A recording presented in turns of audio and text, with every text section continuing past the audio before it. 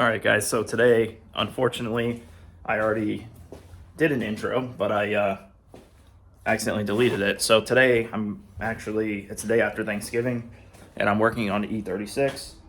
I was going to go to Turkey Rod Run, which is like an annual rod run car show and swap meet in Daytona, but the weather was kind of nasty and just decided to stay home. So instead of sitting at home and not doing anything, I figured I'd start on the E36. If you guys recall, I already mounted up the overs just to get them on the car and out of the way so they didn't get broken, but I'm actually going to do the work and cut out the wheel arches and stuff and seal it all up so I can move forward with the paint and body. I know you guys probably watched the last video, but we have a third pedal now and we have a manual transmission in this thing. So that kind of gave me the motivation to, like, I want to get it painted and just get it decent. Like, I just want to work on it. I want to get it done. So let's get right into this video. So like always, if you guys like the content, make sure you're subscribed, turn on notifications, show some love in the comments. I just posted on my Instagram. If you're not following my Instagram, go on Instagram and follow Infamous Pendarvis. But I had a batch of stickers, a test trial come out, and I'm giving them away. So I have like 80 of those stickers left. If you guys want one, simply go on Instagram and follow me and send me a DM with your address. All I'm asking is just show support. If you guys put it on a car or a toolbox or something, tag me in it.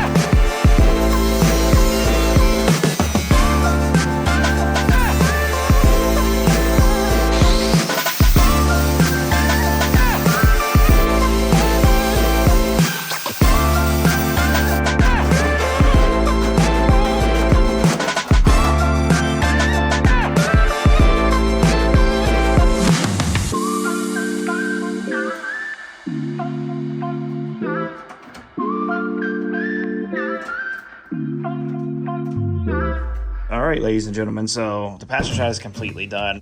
As you guys see, we cut the arch. We left enough on both sides, the rear to bolt the bumper on. You want to keep the rear mounting hole for the trim if you're going to run trim.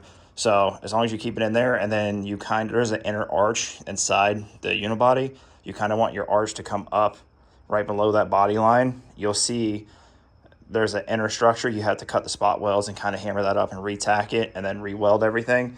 So if you do that, you'll be fine. There's plenty of clearance and whatnot. So that's what we did. We welded it all.